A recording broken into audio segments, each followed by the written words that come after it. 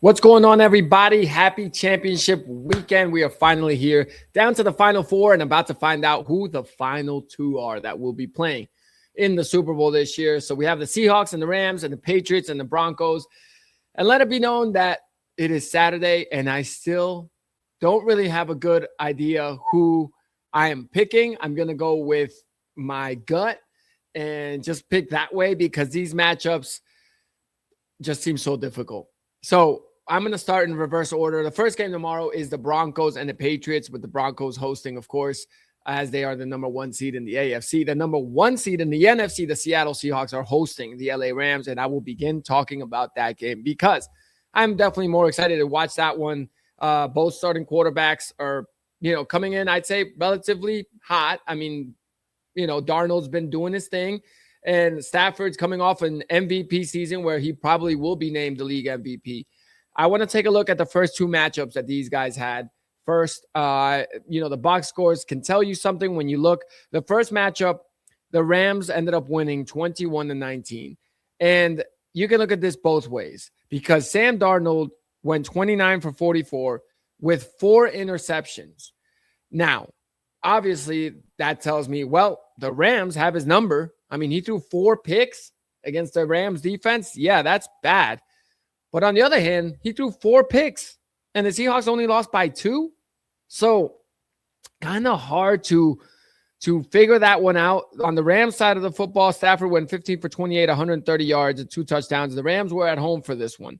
They ran the ball. Kyren Williams had 91 yards rushing, and Seattle, pretty balanced attack as well. But they did rely a lot on Darnold. And, I remember that game, he threw bad picks. He looked, shell-shocked. And the Rams have given him fits in 4 games against the Rams over the past 2 seasons. So including the 2 games when he was a Minnesota Viking, Darnold has 5 touchdown passes and 7 interceptions. He's been sacked 16 times, and he's only won 1 game. And that was the last game of the regular season, or the last game that they played the Rams. The last time they played the Rams, which was in the regular season this year, which was a crazy game where the Seahawks squeaked it out at home 38-37. Now, looking at that box score, and you look at Seattle, and Darnold went 22 for 34. So he threw less passes, and that game went to overtime than in the first matchup where, like I mentioned, he threw 44 times. So here he threw 34 times, 270 yards, 2 touchdowns, 2 picks. So at least better than 4 picks, and at least he threw some touchdowns here, and they ran the ball effectively. Kenneth Walker had 11 carries for 100 yards rushing. Now, on the other side, Stafford, 457 yards passing, 3 touchdowns, no interceptions. So if there's a quarterback you're going to count on in this matchup, it's definitely Stafford because, his numbers against this defense has shown that. But this defense is great. I mean, the Seattle defense, they're if not the best defense, they're top 2 in the entire league. I've heard numbers where they are pretty much, historically ranking pretty high up there in how good they are. The thing that I keep coming back to is, can Seattle run the football? If Seattle can run the football against the Rams, then I would, ride and die with Seattle, because then I think the Seahawks know they have a good coach, Mike McDonald. He has been managing. I mean, the last playoff game that they played, obviously Darnold, a little bit banged up. So you think to yourself, like, all right, are they going to essentially rely on Darnold? And I think he only threw, I'm looking at it here, he only threw, how many passes did he throw? So we'll take a look at that box score. But essentially, the Seahawks didn't rely on Darnold, and they didn't need much from him. They also, blew out the 49ers, but Darnold went 12 for 17, 124 yards and a touchdown. He played great because they were able to run the football. Kenneth Walker, 19 carries, 116 yards, 3 tutties. So this matchup to me comes down to, can the Seahawks run the ball? Because if the Seahawks can run the ball, they can ease off Darnold, not put him in pressure situations, not put him in 3rd and longs. And then I think that's when Darnold can really, really, thrive. But if Darnold is forced to be back there with a 3rd and 7, 3rd and 11, then I think is when he, presses the gas and tries to do too much and ends up having turnovers because he's trying to be a hero. And I think for them to win, he just needs to be he needs to be a game manager and not freak out. And if the game ends up with him, if the drive ends up with punts, that's okay because his defense should be able to keep this Rams offense, contained for a good part of the game.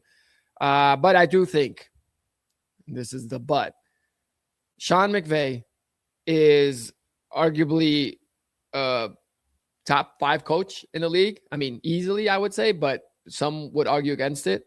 I think he coached an atrocious game in Chicago. He abandoned the run for a while. He ran the ball with 2:07 left in the game with the 2-minute warning coming up, when that's the time that you take advantage that the clock's going to stop anyway. So let's just try to get this first down. It was a 3rd down, and he ran it. So there were so many things that Sean Payton did in that Chicago game that I could not believe. So I think, and the fact that he, held himself accountable right after in the presser and said that he coached a horrible game, makes me think that he's going to be on it this week and he's going to be locked in. And really, I think for his defense, I think Chris Shula is the defensive coordinator. Definitely Shula. I think his first name's Chris, because he's in the running for some head coaching opportunities. They're going to focus on stopping the run. And I think that's exactly what they need to do, is shut down Seattle's run game. And if you do that, then you say, hey, Sam Darnold, go ahead and beat us. But the Rams have pressured him up the middle, and I think they're going to have blitz packages to do that, get him out on the move and feeling like he's got to panic and make a throw. And we'll see how Sam Darnold plays. But I am leaning, and I am going to go with the LA Rams in this matchup.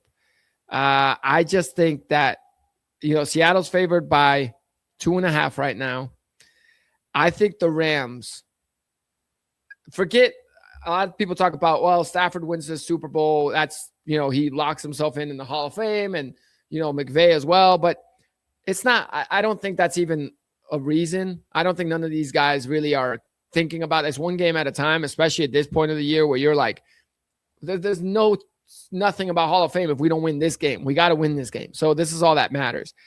And it's not like their effort level is going to change. At this point in the season, if you're not motivated and your effort level is not at an all-time high, then you're just not, you wouldn't be here if that was the case. So I think they're all motivated, going to play as hard as they can, obviously. But I think it comes down to coaching and execution. And I think the Rams have more guys that have been here before that are vets, even Davante Adams, who hasn't won a Super Bowl, but the guy's a high caliber veteran player that is going to be smart. And I don't see him not being composed. And Stafford leading the way with McVay. I think the Rams, I'm going to take the experienced team here over the Seahawks, but I think it'll be close. But I do think that the coaching is going to play a big part in this. And I trust Sean McVay to bounce back after that horrible coaching that he did last week in Chicago. All right. We'll move on to the first game tomorrow, which will be the New England Patriots at the Denver Broncos. Obviously, the headline is, well, no Bo Nix for Denver, so they're doomed. Are they? Well, the line says New England is favored by 3.5. And it's in Denver. Jarrett Stidham hasn't played in 2 years. And I think that the Broncos are going to try to obviously pound the rock and run the football. I think the Patriots have played a couple of teams in the playoffs with the Chargers and the Texans that don't have great offensive lines. So they have been able to shut down the run, and we've given them credit. Milton Williams has been a great signing for the Patriots. And also Patriots fans, I'm sure you've heard enough of this, but everybody talks about, oh, they've had an easy schedule. I'm not here to criticize or make fun of the Patriots' schedule to get to a potential Super Bowl. It doesn't matter.